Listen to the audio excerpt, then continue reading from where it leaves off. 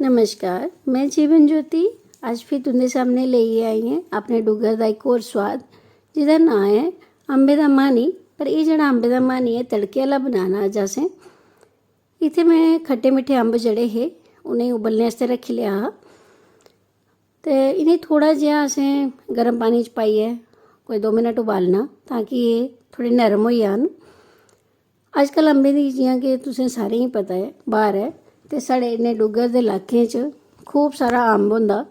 इ'नें अंबें दे जेह्ड़ा खासियत है साढ़े इन्ने इलाकें दे अंबें दी, इत्थै अंबें दा जेह्ड़ा सोआद है ओह् खट्टा मिट्ठा होंदा होर एह्दा माह्नी एह्दी कड़ी बगैरा जो भी तुस बनागे सारें दे सोआद अपने गै होंदे होर नराले सोआद होंदे। पूरे देश च शायद ही इ'यै जेहा अंब थ्होंदा होऐ खट्टा मिट्ठा। ते असें इसी अंबें गी डुक्क बक्खरा करियै ते ओह् करी लेआ, रस कड्ढी लेआ। इत्थै मैं तेल रक्खी लेआ हा, एह्दे च पाई मैं थल्लै मेथी दाना ते ओह्दे बाद पाई दी सौंफ। सोए जेह्ड़े होंदे न, सोए मैं थोड़े ज़्यादा पाए न, 1-2 में एह्दे च पाई लेइयां मर्चां क्योंकि मर्चें कन्नै मिगी तिक्खा ज़्यादा लगदा और तिक्खा ही मिगी सोआदला लगदा। तुस चाहो ते मर्चां एह्दे च छोड़ी बी सकदे हो जां मेथरे एह्दे च छोड़ी बी सकदे हो, पर सोए जेह्ड़े न ओह् जरूर पाएओ क्योंकि सोए दा ही कम्बीनेशन होंदा एह्दे कन्नै। एह् जेह्ड़ा माह्नी ऐ इन्ना सोआदला माह्नी बनदा ऐ और खाने च बी नरोया होंदा। जरा सारे असें इसी पाई ले बसार ते बस अपने सोआद दे अनुसार पाई लैना तुसें लून। एह्दे च थोड़ा हारा मैं ब्यून दा कुट्टियै पाउडर पाई लेआ। आखने दा मतलब एह् है कि अस इत्थै जेह्ड़े सोआद बनाने आं माह्नी दे ओह् कच्चा माह्नी बी बनदा ते पक्का बी। एह् जेह्ड़ा माह्नी है एह् तड़के आह्ला माह्नी है। एह्दे च मैं थोड़ी हारी पाई लेई रंगदार मर्च। अगर तुसें गी माह्नी जेह्ड़ा है ओह् पीले रंग दा गै चाहिदा ते फिर तुस रंगदार मर्च नेईं पाएओ, पर मिगी इसी इ'यां गै रंगदार कलरफुल बनाना शैल लगदा और मज़ा आंदा दिक्खियै। एह्दे च मैं मेरे कोल ताज़ा पूतने दे पत्तर ते नेईं है न, पर पूतना मैं सुकाइयै रक्खे दा होंदा।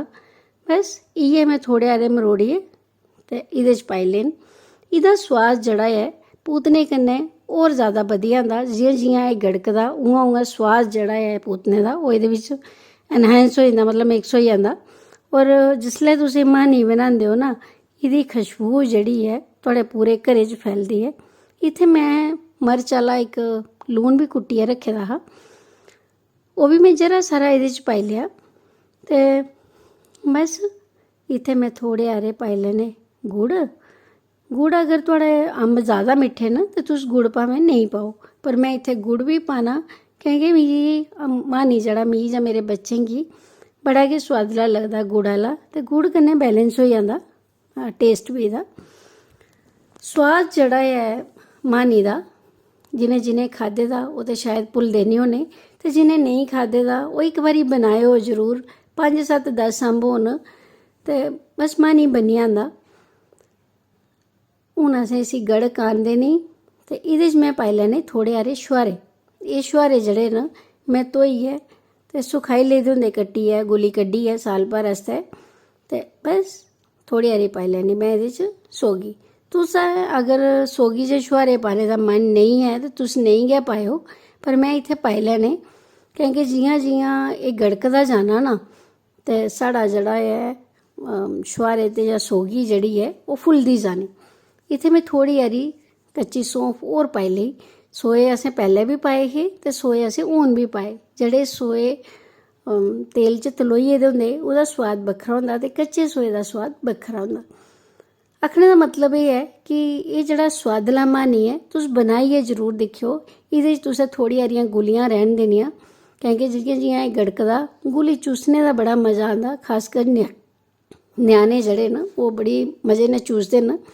एह् दिक्खो हां साढ़े छुहारे जां सौगी जेह्ड़ी ही ओह् डबल होई गेई, और जिसलै छुहारा तुस मूंह च पागे ना ओह् तिक्खा खट्टा मिट्ठा चटपटा सोआद इन्ना शैल होंदा कि तुस उसी छोड़ी नहीं सकदे।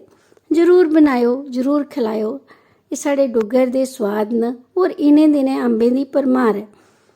साढ़े डुग्गर दे अंब जेह्ड़े न जां साढ़े डुग्गर दे जेह्ड़े सोआद न, मन करदा तुहानूं बार बार सनावां, बार बार पकाई पकाई दस्सां। थोड़ा अगर रंगदार मिर्च पाने का नहीं मन करे तो वो भी छोड़ी सकते हो। मेथरा अगर मन थोड़ा नहीं है उसी खाने, अगर तुहानूं लगदा कि नहीं मूँह च आना ते कौड़ा लगना, वैसे कौड़ा इहदे च लगदा नहीं है क्योंकि ओह् अंबे कन्नै पक्की गेदा होंदा।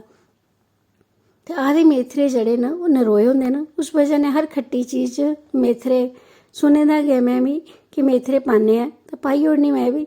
तुस चाहो ते इसी धूनी भी लाई सकदे हो, पर मैं इत्थै इसी धूनी नहीं लाई।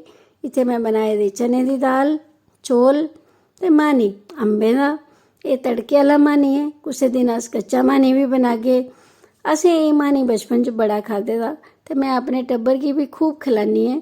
तुस बनाएओ जरूर, खलाएओ जरूर। अगर तुहानूं मर्च घट्ट पसंद है तुस मर्च एह्दे च बिल्कुल भी नहीं पाएओ। पर सच सनानी तुहानूं कि इक बारी तुस एह् मानी बनागे, थुआढ़ा मन करना अस इसी बार बार बनाचै, बार बार सभनें गी खलाचै। चने दी दाल मानी बने मेरे घर ते चने दी दाल नहीं बने, मज़ा नहीं आंदा। बस एह् दिक्खो हाँ, चने दी दाल, मानी ते चौल।